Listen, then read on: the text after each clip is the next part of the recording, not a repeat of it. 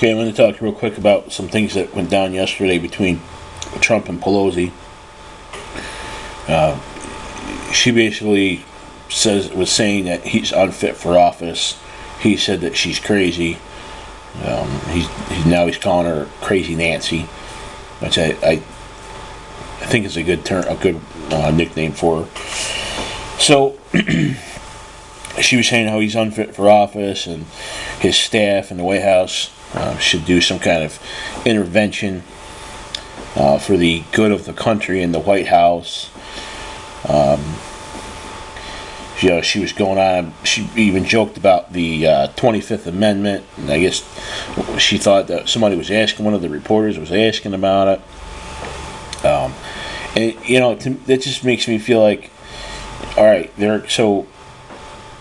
now they're going to try and they can't get him on anything else. Okay, so now they're going to try to make this basis that, oh, he's crazy, he's inconsistent, he's unfit for office. So to try to get people now, well, let's see if we can, replace him under the 25th Amendment. It's insanity that they keep going down the road that they're going, and they got all these BS claims for stuff that the Mueller report came out and didn't show anything. So now they're investigating further. They got all these subpoenas, and he's not complying with the subpoenas, which I wouldn't either. Pelosi said that, and it's all a game, because Pelosi made a comment the other day about the White House. The White House's legal defense against the subpoenas was that the Democrats have no legislative purpose to the information that they have subpoenas for. Okay, and she made the comment that, well, if they start impeachment proceedings, okay, then the impeachment proceedings would then give them legislative purpose to have that information. Okay, so I'm sure it's something would follow along the lines of, if they start an inquiry into the replacing him under the 25th Amendment, it might be the same thing. And to me it reminds me of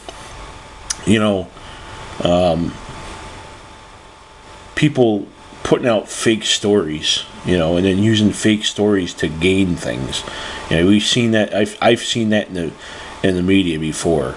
Somebody puts out a fake story in the news, and then they use that as a basis for something else. And they try to pass it off as something legit, and it's not. It's total BS, and that's exactly what's going on here. They want information that they have no business having or no business seeing, and they want to get rid of Trump. They have to get rid of him. And when's it going to end? Okay, what's going to happen? Are they going to get these subpoenas? They're going to get the information, and what happens if there's nothing there? Then what? What's their next step? Because it's not going to end. Because it would have ended a long time ago. How long are they going to go? Are they going to go until Trump's out of office? What happens if he gets reelected? They got to keep on going? I'm sure that they will.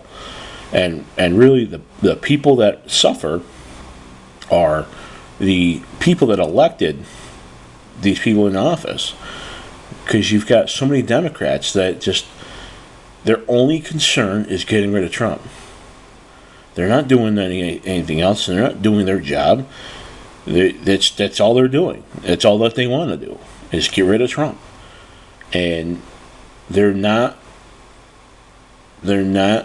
doing the job that they were elected to do. They seem to forget that they work for the people.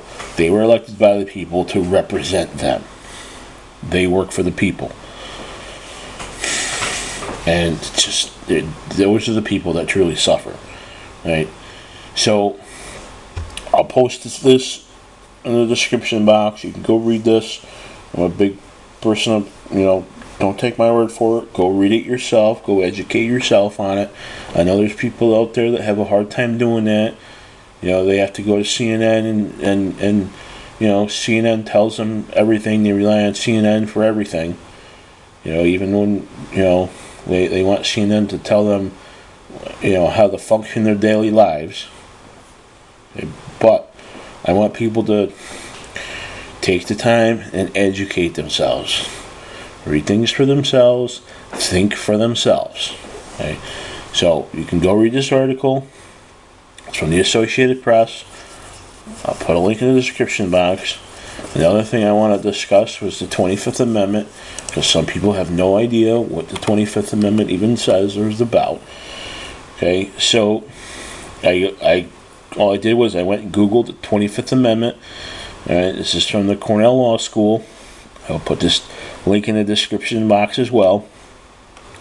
Okay, it's the 25th Amendment. It says the 25th Amendment proposed by Congress and ratified by the states in the aftermath of the assassination of President John F. Kennedy provides the procedures for replacing the president or vice president in the event of death, removal, resignation, or incapacitation.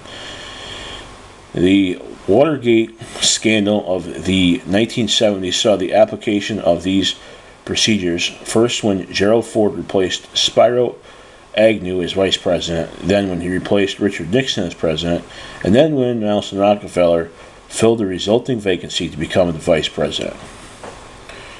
Okay, so Section 1, in case of the removal of the president from office or of his death or resignation, the vice president shall become president. Section 2, whenever there is a vacancy in the office of the vice president, the president shall nominate a vice president who shall take office upon confirmation by a majority vote of both houses of Congress.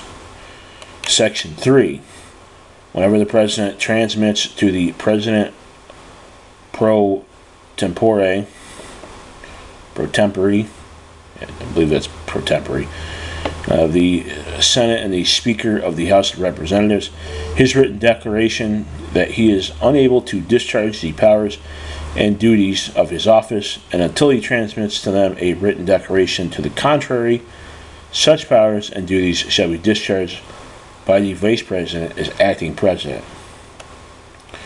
Okay, Section 4. Whenever the Vice President and the majority of either the principal officers of the executive departments or of such other body as Congress may by law provide, transmit to the President pro tempore of the Senate and the Speaker of the House of Representatives their written declaration that the President is unable to discharge the powers and duties of his office, the Vice President shall immediately assume the powers and duties of the office as acting President. So I'm not going to go through and read the rest of that. Okay. So basically, if they find him unfit, they remove him from office, the Vice President becomes President. And so that in this current situation, for example, they find Trump unfit. Okay, they want Trump removed, so they remove Trump from office, and then so Mike Pence would become president. Okay, and then Mike Pence would have to appoint a vice president that would then have to be confirmed by a majority vote. So, do you want Mike Pence for president? A lot of Democrats say no. A lot of Democrats say Mike Pence would be worse than Trump. So, what are you going to do? I mean, how is it going to, then what? So then what's the process going to be? You get Pence in office, so then what do? You're going to get rid of him as well? What's the end game here? I know they're so, Democrats were so hurt because they lost the election. They wanted Hillary to win so badly, and she was such a terrible candidate, and she lost. And I know they have a hard time accepting that she lost, but they need to get over it. All these Democrats out there that are against Trump, and right now they're only focused on Trump, they need to start doing their jobs and taking care of more important issues and doing other things. But, well, that's all for now. I'm going to talk about this. I'm sure this situation is going to get worse as it goes on. The tension between them, I don't see it getting any better. And I'm sure the investigation is just going to drag on and drag on and drag on like it has been. So stay tuned, and we'll see what goes on from there. Click the subscribe button. Subscribe to my channel for all kinds of other videos that I have in the works. Click on the bell, and you'll be notified when I post a new video, which I've had a hard time having time to do lately, but hopefully things will get better in that regard.